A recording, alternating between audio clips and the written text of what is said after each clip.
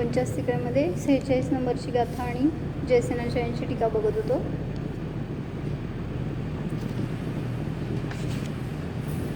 ववदेसा संठाणा संखा विषयाय होंती ते बहुगा तेसी म्हण अन्नत्ते अन्नत्तेच्या विविजंते. काय सांगत होते?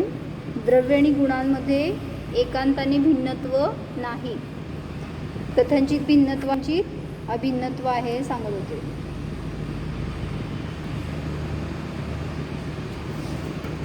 व्यपदेश, संस्थान, संख्या आणि विषय ते होंती बहुगा ते अनेक आहेत.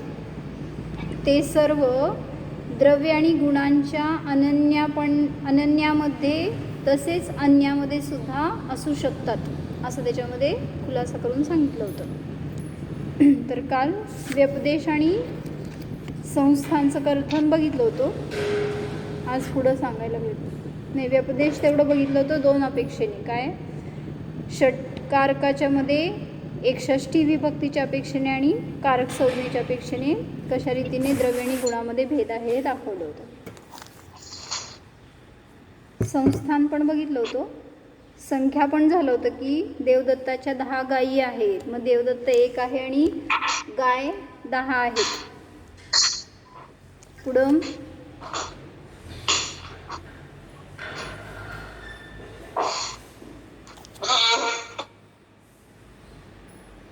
विषय म्हणजे याच्यात भिन्न पक्षामध्ये कसं घेतलं होतं? देवदत्ताच्या 10 गायी, मग संख्या दोन्हीमध्ये भिन्न भिन्न झाली. तसं वृक्षाच्या 10 शाखा, मग वृक्ष 1 आहे आणि शाखा 10 आहेत. तसं द्रव्याचे अनंत गुण, म्हणजे द्रव्य 1 आहे आणि गुण अनंत आहेत. अशा रीतीने संख्यामध्ये भेद असू शकतो, पण म्हणून काय द्रव्य आणि गुणामध्ये सर्वथा भेद असायला पाहिजे असं नाही. पुढं विषय सांगितला होता की गोठ्यात राहणारी गाय किंवा घरात असं लिहिलं त्यांनी, घरातली गाय. मग हे भेद पक्षामध्ये आधार दाखवला की गाय आणि गोठा भिन्न भिन्न आहे, गोठ्याच्या आधाराने गाय राहते. मग तसं अभिन्न पक्षामध्ये दाखवलं होतं वृक्षामध्ये शाखा, तसं द्रव्यामध्ये गुण, मग द्रव्याच्या आधाराने गुण राहतात असं त्यांचा आधाराधेय जरी संबंध घेतला तरी सुद्धा ते भिन्न द्रव्य नाहीत. अभेद पक्षामध्ये सुद्धा विषय भिन्न असू शकतो असं सांगितलं.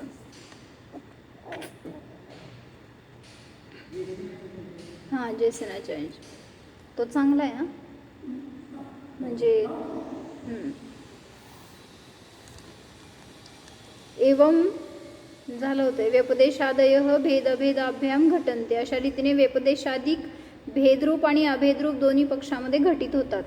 त्या कारणाने द्रव्य गुणांमध्ये एकांताने भेद सिद्ध होत नाही. तर आपण शुद्ध जीवामध्ये काय सांगितलं ते बघत होतो. वाचलेलं आहे वाक्य, एकदा लवू त्याचा अर्थ परत. या गाथेमध्ये मिळाले काय 46 गाथेमध्ये शेवटचे 2 लाईन चालू आहेत आपले, म्हणजे शेवटचे 2 वाक्य आहेत ना मोठी मोठी, ती वाक्य राहिली होती काल. शास्त्र असेल तर शास्त्रात बघा सगळे.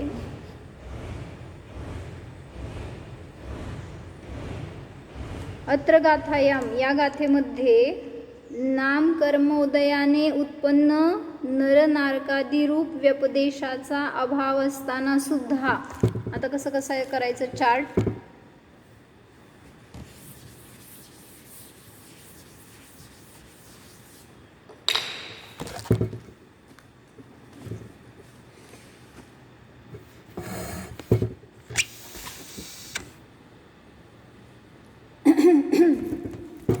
सिद्धांमध्ये सगळं घटवणार आहेत. आता काय काय? संस्थान आणि विषय. मग सिद्ध जीवामध्ये म्हणजे अभेद पक्षामध्ये कशा रीतीने हे संस्थानादी भिन्न भिन्न घटतात हे दाखवणार आहेत. दिसतंय का बोर्डवरचं?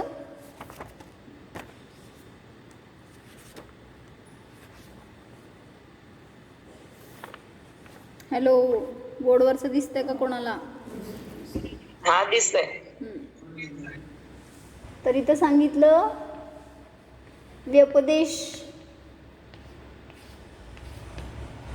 व्यपदेशामध्ये काय सांगितलं? की संसारी जीवाला काय व्यपदेश आहे, हा मनुष्य आहे, हा तिर्यंच आहे, किंवा तुमचं काही नाव टाकलेलं असेल तर ते नाव असं तिथं नाव दिलं जातं. पण सिद्धांमध्ये कुठं काय व्यपदेश आहे, तिथं तर कर्मांचा सगळा अभाव आहे. म्हणून सांगतायत की नामकर्माने जनित जे नरनारकादी व्यपदेश आहेत त्यांचा अभाव असताना सुद्धा शुद्ध जीवास्तिक आहे हे त्याचं नाव आहे. शुद्ध जीवास्तिक आहे. म्हणजे आता आपण काय करू माहिती का, एक स्टडी म्हणून की सिद्धांत आणि आपलं कंपॅरिझन करू या एकाच अपेक्षेने. व्यपदेश सांगणार तर सिद्धांमध्ये काय आहे आणि संसारी जीवामध्ये काय व्यपदेश असतो. म्हणजे त्यांनी दिलं नाही आहे, पण आपण एक अभ्यास काढू की त्याच्यातनं करू. तर इथं सिद्धांमध्ये त्यांचं नाव दिलं शुद्ध जीवास्तिक आहे, कारण तिथं कर्मांचा अभाव आहे, त्यामुळे शुद्ध जीवास्तिक आहे हे नाव दिलं.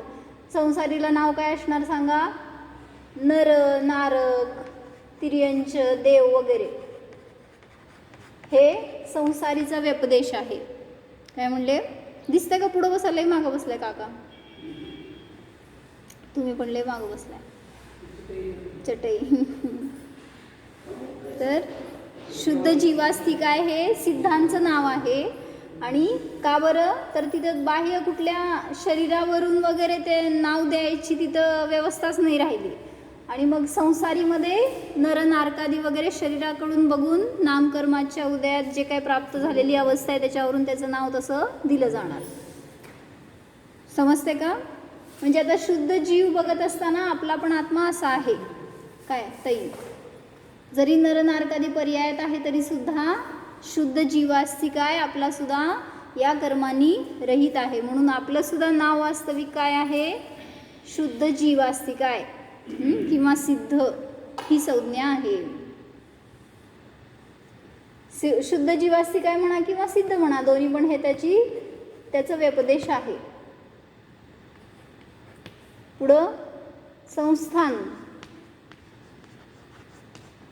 संस्थान काय आहे शुद्ध जीवास्तिकायामध्ये, चरमदेहाच्या किंचित न्यून प्रमाण. म्हणजे कुठल्या आकारामध्ये ते स्थित आहेत यावरून त्यांचं संस्थान लावलं जात आहे. वास्तविक त्यांना कुठल्या संस्थान कर्माचा उदय नाही. चरम शरीराच्या किंचित ऊन प्रमाण.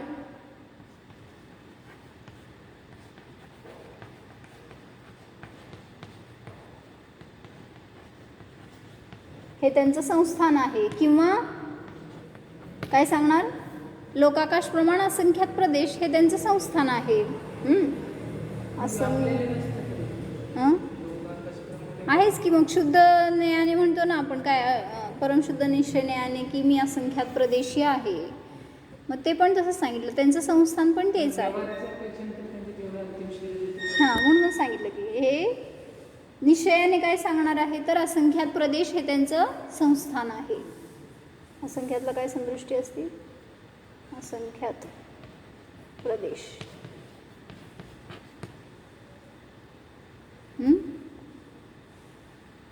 हे असंख्यातचं आहे का लोकचं आहे, लोकची संदृष्टी आहे ही, असंख्याची ही आहे. विसरलं सगळं आता. तर असंख्यात प्रदेशी सिद्ध या संस्थानामध्ये स्थित आहेत असं म्हटलं जाणार, कारण तिथं कुठल्या बंधनाने ते सहित नाही आहेत. पण फक्त सांगितलं गेलं ज्या पूर्व शरीरामध्ये आहेत स्थित त्याच्या किंचित न्यून प्रमाण त्यांचा आकार असतो. कालच्या प्रश्नाचं उत्तर बघायचं होतं की, काल प्रश्न आला होता ना आपलं, ते काय पूर्वी घेतलेलं, सिद्ध भगवान मुक्त झाल्यावर कोण बघितलंय, मलाच विचारणार. हो की, कुठं तर लिहिलेलं पण आहे ते, पण काय पुस्तक असतं विद्या.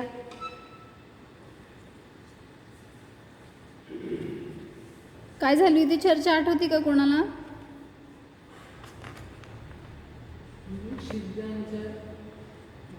अंतिम शरीर पण असंख्यात प्रदेशी शक्ती असून तिथं का होत नाही. सगळ्या संपूर्ण लोकाकाश प्रमाण असंख्यात प्रदेशामध्ये का पसरले नाहीत, असं प्रश्न होतं. नंतर बघू. ठीक आहे, पहिल्यांदा हे 4 पूर्ण करू. तर संस्थान सांगितलं सिद्धांमध्ये काय आहे, चरम शरीराच्या किंचितून प्रमाण आहे किंवा म्हणा असंख्यात प्रदेशी हे शुद्ध जीवास्तिकायाचं खरं संस्थान आहे. आणि तेच सांगितलं इथं. सांगा काय आता, संसारी जीवाचं संस्थान शरीर प्रमाण येईल का? हां, म्हणजे आता संस्थान आहेत ना, आता कुठलं जीवाचं कुठलं संस्थान आहे, 6 संस्थान आहेत ना आपल्याकडं, समचतुरस्त्र आदी 6 संस्थान. हा ते हा कारण 4 गतीतल्या जीवाला संस्थान आहे, सहन नाही आहे देव आणि नारकींना किंवा इतर एकेंद्रियांना वगैरे, पण संस्थान तर सगळ्याला आहे. त्याचं वास्तविक जे काय आकार असेल त्या शरीरात गेल्यावर त्या शरीरानुसार त्याचं संस्थान सांगितलं जातं. समचतुरस्त्रादी 6 संस्थान संसारी जीवाच्या अपेक्षेने असतात. काय संस्थान म्हणजे काय सांगितलं काल, शरीर ज्या प्रकारचं मिळालेलं असेल ते त्याला म्हणायचं संस्थान. मग आता मनुष्याच्या शरीरात आलोय तरी सुद्धा अनेकांचं संस्थान वेगळं वेगळं आहे. भलेही बालक आहेत तरी सुद्धा बालकांचं संस्थान वेगळं वेगळं आहे. एखादं लहानच आहे, मोठाचं आहे, जाड आहे, बारीक आहे, सगळ्याचं संस्थान आपल्या आपल्या परिणामांच्या निमित्तात मिळालेलं ते शरीर असतं. म्हणजे काय म्हणले कळलं का तुला राजस, की तुला आत्ता असं शरीर का मिळालं, आपण केलेले हे परिणाम असतात पूर्वी. मग प्रश्न विचारा की कोण असं परिणाम करेल का की मला जाड एकदम शरीर पाहिजे, एकदम काटकोळं, एकदम रोगी शरीर पाहिजे, असं तर कोण करत नाही. मग का तसं प्राप्त झालं, ते सुद्धा आपल्या परिणामांचंच फळ आहे. एखाद्या जाडजूड माणसाकडे बघून हे भाव केलेले असतात की कसलं शरीर आहे अरे रे, किंवा काहीतरी किळस केली, आश्चर्य केला, ह्याच्या निमित्तात आपल्याला तसं बंद होतो.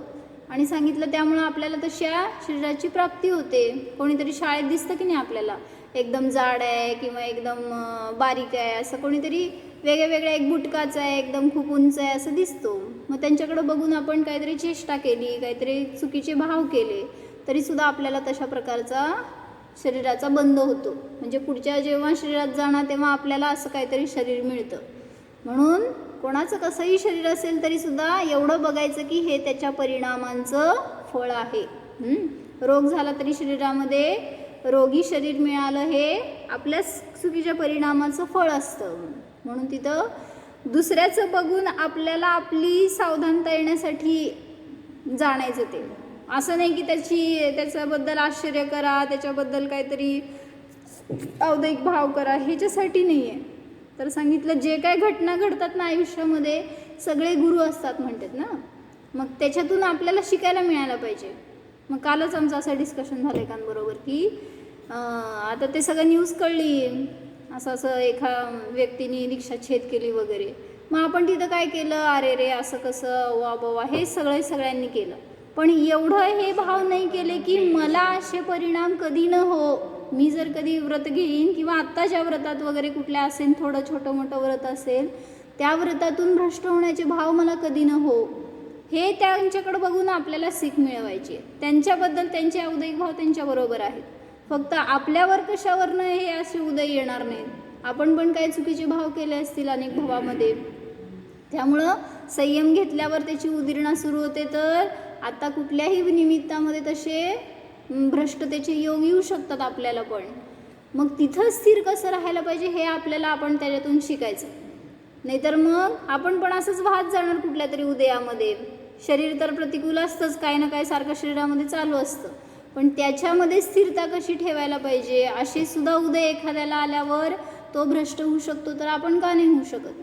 त्यामुळं त्यातून आपण सावधान व्हायचं, एवढं बघायचं. मग सगळ्याच ठिकाणी संसारात तुम्हाला दिवसभरात जे काही सगळ्या घटना मिळतात बघायला, प्रसंग होतात, तर ते सगळे शिकवणारे असतात. आपल्याला शिकायची कला आपल्यात असायला पाहिजे.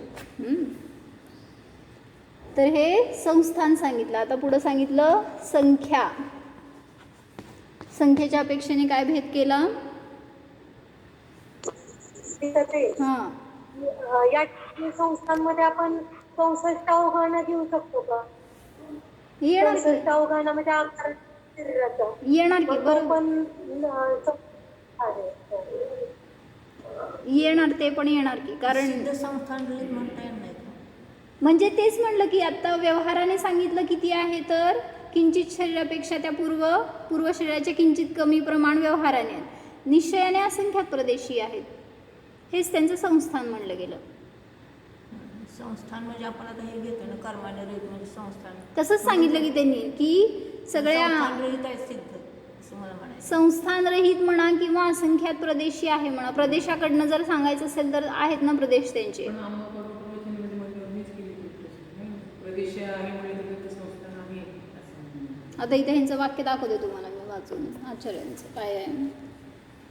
संस्थान अत्र गाथायाम संस्थान म्हणजे आकाराच्या दृष्टीने नव्हतं. म्हणजे तर ते संस्थानमध्ये संस्थान ग्रामप्रमाणे त्या दृष्टीने चाललं नाही हेच लिहिलं इथं. अत्र गाथायाम नाम कर्मोदय जनित नर नारकादिरूप व्यपदेश अभाव्यापी शुद्ध जीवास्तिकाय शब्देन व्यपदेशम वाच्यम. म्हणजे आता हे संज्ञेकडनं घेतलं की शुद्ध जीवास्तिकाय हे त्यांचं नाव आहे. आणि निश्चयेन समचतुरस्रादि षट संस्थान रहितमपि व्यवहारेण भूतपूर्वन्यायेन किंचित ऊन चरम शरीराकारेण संस्थानम. व्यवहाराने त्यांचं संस्थान आहे की नाही, तर पूर्व शरीराचे किंचित कमी प्रमाण संस्थान आहे, पण निश्चयाने ते संस्थान रहित आहेत. आणि ह्याच्यामध्ये दाखवलं द्रव्यसंग्रहाच्या गाथेमध्ये की ते असंख्यात प्रदेशी असतात. म्हणजे त्यांचं असंख्यात प्रदेशामध्ये अस्तित्व आहे, जे काही सत्ता आहे त्यांची सिद्धांची, म्हणून तिथं ते त्यांचं संस्थान म्हटलं जातं. पण संस्थान असं काय आकार वगैरे तिथं शुद्ध जीवाला नाही. संख्येच्या अपेक्षेने काय सांगितलं ते वाचलं नाही का आपण? हां, पुढचं वाक्य वाच. केवल ज्ञानादि अनंत गुणरूपेण अनंत संख्यानम अपि लोकाकाश प्रमित असंख्येय शुद्ध प्रदेश रूपेण शेवटचं वाक्य असंख्यात संख्यानम पंचेंद्रिय विषय सुख रसास्वाद रतानाम रतानां विषयम अपि अविषयमपि पंचेंद्रिय विषयातीत शुद्धात्मभावना उत्पन्न वितराग सदानंद एक सुखरूप सर्व आत्मप्रदेश परम समरसी भाव भाव परिणत ध्यान विषयं च यत् शुद्ध यच्छुद्ध जीवास्तिकाय स्वरूपं तत् एव उपादेयम् इति तात्पर्य. काय सांगायला लागलं आता? संख्येच्या अपेक्षेने किती आहेत सिद्ध? अनेक सिद्ध नव्हे, एका सिद्धामध्ये किती संख्या आहे असं विचारायचं आहे. तर त्यांनी 2 टाईप्सनी सांगितलं. गुणांच्या अपेक्षेने अनंत आहेत सिद्धांची. एका सिद्धाची संख्या किती आहे? संख्येच्या अपेक्षेने एक सिद्धांमध्ये किती संख्या आहेत? जसं आपण मागं लावलो होतो, एका देवदत्ताच्या 10 गायी किंवा एका वृक्षाच्या 10 शाखा, तसं एका सिद्धांचे अनंत गुण आहेत. त्यामुळं गुण अपेक्षेने अनंत आहेत,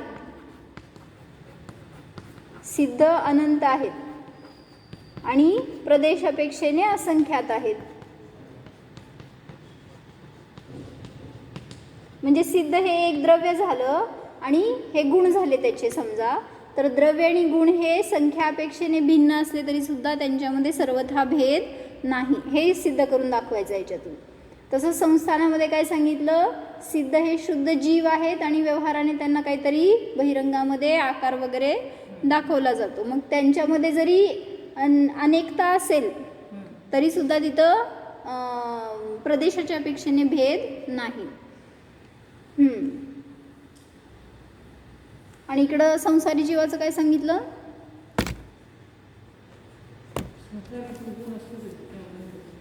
इथं काय घेतलं? वाक्याचा अर्थ बघू. केवल ज्ञानादी अनंत गुणरूपाने अनंत संख्या असताना सुद्धा लोकाकाश प्रमित असंख्येय शुद्ध प्रदेश रूपाने असंख्यात संख्यारूप आहेत सिद्ध भगवान. पंचेंद्रिय विषय सुखरसास्वाद रत असणाऱ्या रतानाम काय केलं?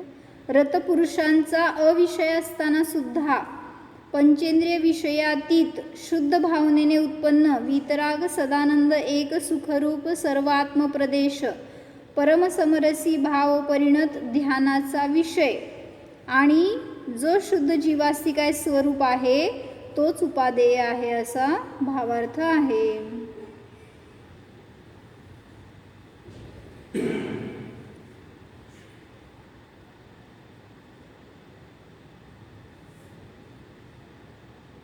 आता ह्यांनी विषय म्हणून सांगितलं विषय.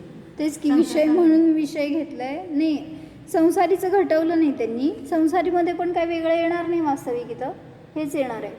कारण गुणांच्या अपेक्षेने संसारीसुद्धा अनंत आहे आणि प्रदेशाच्या अपेक्षेने असंख्यातच आहे.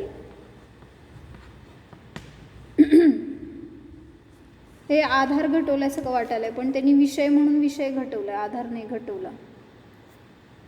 त्या पुस्तकात मागं बघ विषयाचा अर्थ काय घेतलं, जे अमृतचंद्राच्या यांच्या टीकेमध्ये ध्येय असं घेतलंय का, खाली टीप आहे. आणि पुढे इथं घटवलं आता हे प्रदेशापेक्षा मग संख्यात असंख्यात वगैरे घ्यायचे का?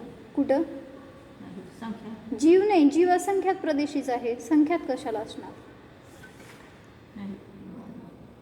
कुठलाही असू दे जीव तो प्रदेशाच्या अपेक्षेने असंख्यातच असणार. हत्तीच्या जीवाचे प्रदेश केवढे असतात भैया, असंख्यात असतात. असंख्यात म्हणजे अनलिमिटेड, काय म्हणायचं असंख्यातलं, अनकाउंटेबल. आणि अनंत म्हणजे इनफायनाईट म्हणतो ना आपण. मग ते हत्तीचे प्रदेश असू देत, नाहीतर एका मुंगीचे प्रदेश असू देत. आत्मा जो असतो तो कुठल्याही शरीरात असला तरी किती प्रदेशी, असंख्यात प्रदेशी असतो. म्हणजे आपलासुद्धा आत्मा केवढा आहे, असंख्यात प्रदेशी आहे. मग आपलं जे काय वैभव आहे, आपलं जे काय काम आहे, काय जे करू शकता ते सगळं याच्यामध्येच करू शकतो आपण. ह्याच्यासाठी बघायचं हे आपली बाउंड्री काय आहे, एवढी जेवढी शरीरामध्ये आत स्थित आहे आत्मा, तेवढ्यामध्येच आपण काय करायचं ते करू शकतो. याच्या बाहेर आपण काहीही करू शकत नाही. मग मी आत्ता इथलं हे पुस्तक उचलून इथं ठेवलं, मग ठेवलं का नाही, कसं मी हे बघे खडू उचलून इथं ठेवला, मग तुम्ही म्हणता की मी याच्या बाहेर काय करू शकत नाही. मग हे कसं काय हल्लं, मी इथं लिहिलं, मग कसं काय लिहिलं, मी काय करू शकत नाही बाहेर. तर ते पुद्गलाचं कार्य पुद्गलात झालं, जीवाने भाव केले. हां, म्हणजे ते होणार होतं, त्याच्यामध्ये मी फक्त निमित्त ठरलो. नाहीतर मग मला पाहिजे इथं मस्त चित्र काढायचं आहे, मला चित्रच काढता येत नाही. आणि मग मस्त चित्र कसं येणार. जर त्याची योग्यता असेल तर ते होणार आहे. मी भाव खूप केले पण तिथं मला येत नाही काढायला, तर म्हणजेच सांगायचं की मी माझ्या प्रदेशाच्या बाहेर करता नाही आहे कशाचा सुद्धा. मी करू काय शकतो, फक्त परिणाम करू शकतो. मुंबईला जायचे परिणाम होतात का, जायचं आहे का मुंबईला, का नाही जायचं आहे, काय इथं नको वाटतंय, इथं छान आहे का नाही, छान आहे ना, मग इथंच राहायचं. छान ध्यान करायचं, मंदिरात वर पूजा करायची, दर्शन करायचं, शिकायचं. आम्हांकडे येतो का नाही दुपारी, ऐकायला यायचं दुपारी आम्हांचं प्रवचन. राहिल्यावर आपल्याला रुची वाटते, नाहीतर मग परत जावं वाटतं बाहेर. म्हणून आपण काय करू शकतो, तर फक्त परिणामांचे करता आहोत एवढं सांगितलं. तेच संपली का, आता सुट्ट्या लागलेत का,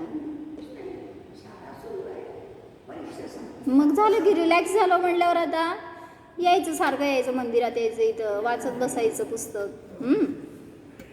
ते ह्याचा अर्थ लव वाक्याचं परत एकदा. पंचेंद्रिय विषय काय घेतलं त्यांनी, आधारच आहे की फक्त, अजून दुसरं काय घेतलं. पंचेंद्रिय विषय सुख रसास्वादरत पुरुषांचा अविषय असताना सुद्धा. म्हणजे काय सांगायचं माहिती का, आता हे विषय कसं घटवलं बघावं लागेल. कारण सिद्ध हे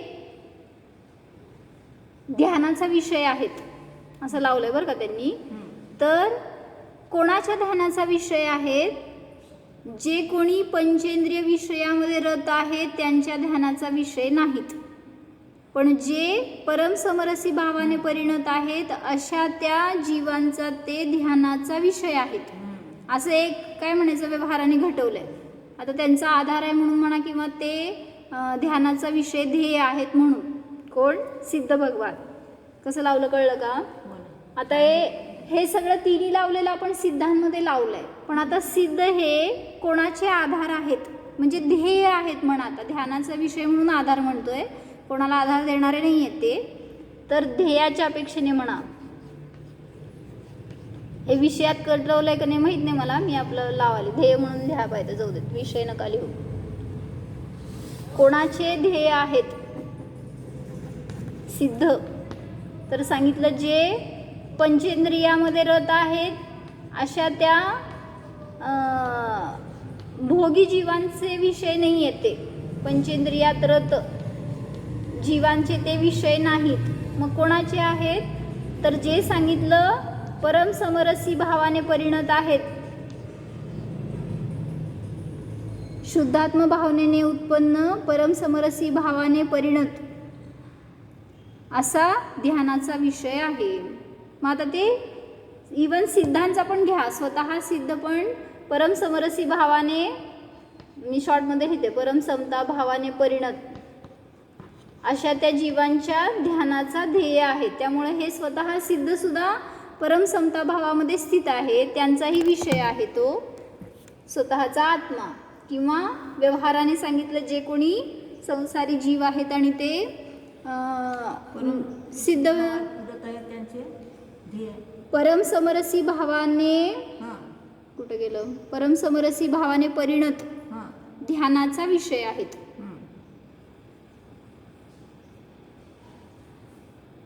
मग त्यांनी संसारीकडं नाही लावलं ते, पण आपण त्यांनी पंचेंद्रिय विषयाचं घेतलंय ना वर विशेषण, त्यामुळं तसं लावलंय की संसारी जीव जरी सिद्धांचं चिंतन करेल, त्यांना विषय बनवेल, तरी सुद्धा त्यांच्या ध्यानाचा तो ध्येय बनू शकतो शुभ भावामध्ये.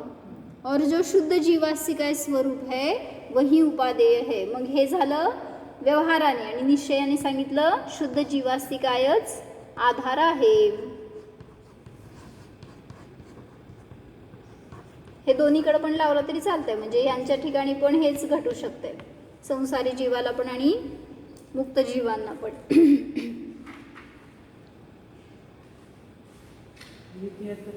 पंचेंद्रिय कर्म तो त्यांच्या ज्ञानाचं हे झाले कोणाच्या, ते सिद्ध होत.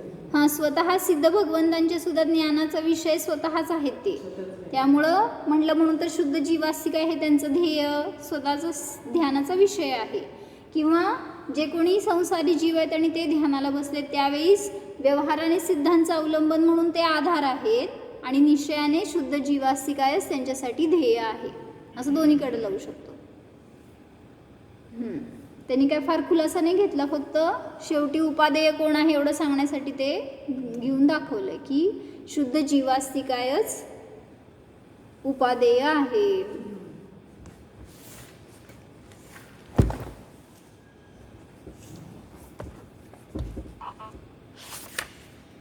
काय प्रश्न आहे का कोणाला, समजलंय का?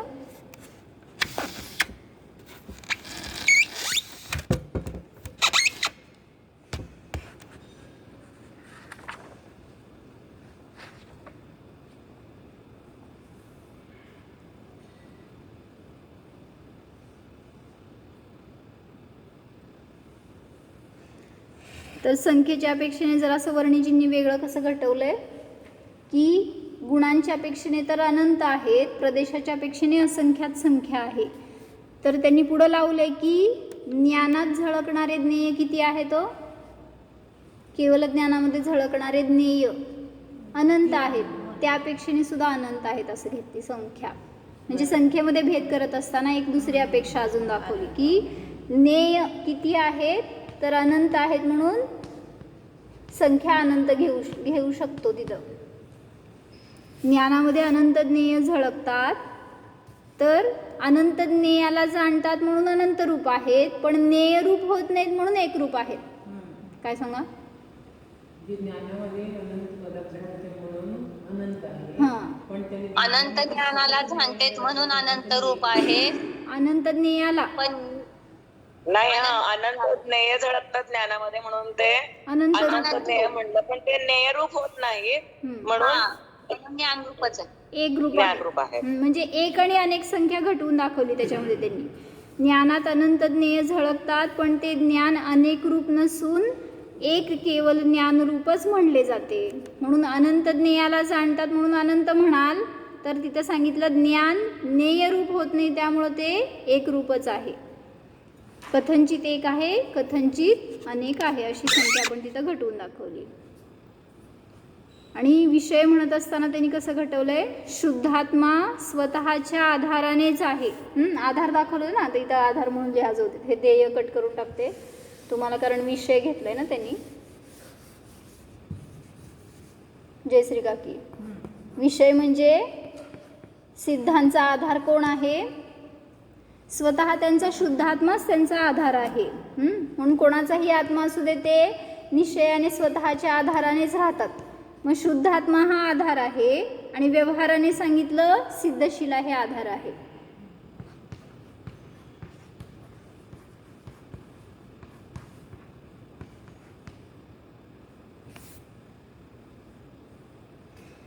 शुद्धात्मा स्वतःच्या आधारेच सिद्धशिलेवर स्थित आहेत.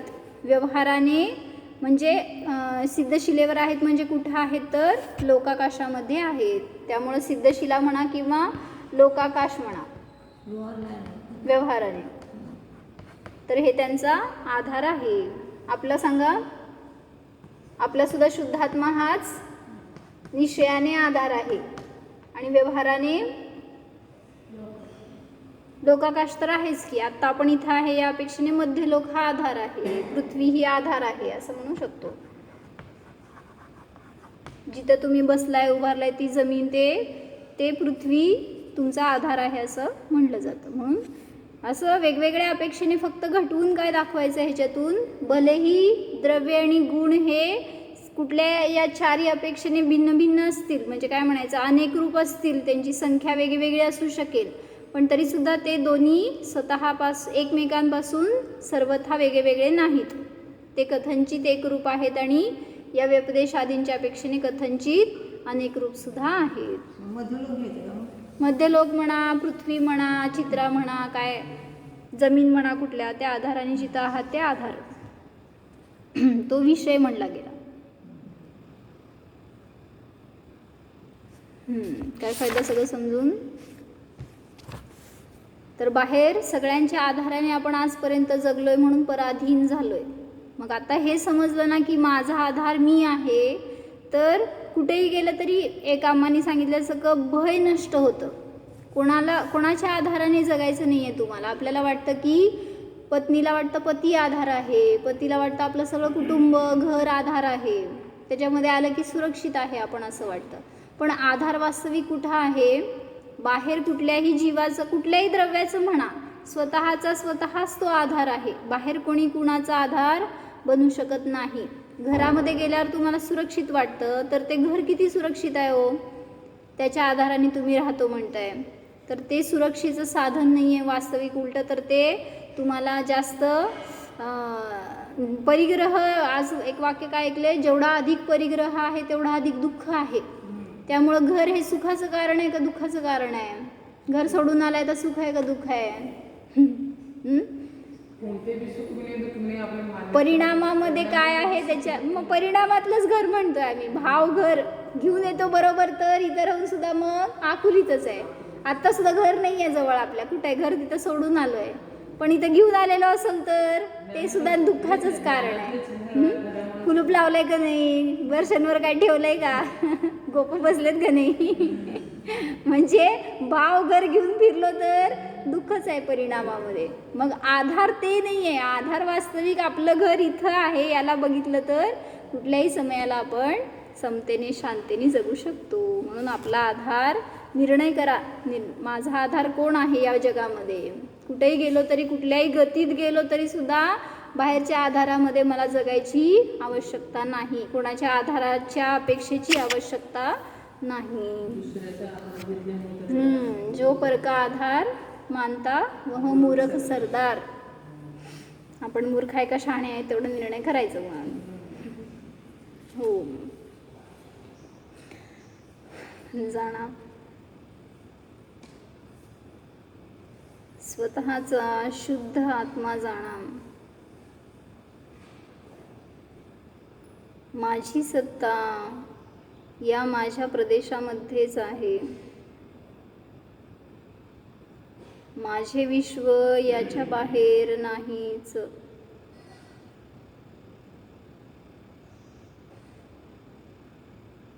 बाहेर कोणीही माझा आधार नाहीच.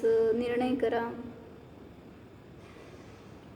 निराधार स्वरूपोहम.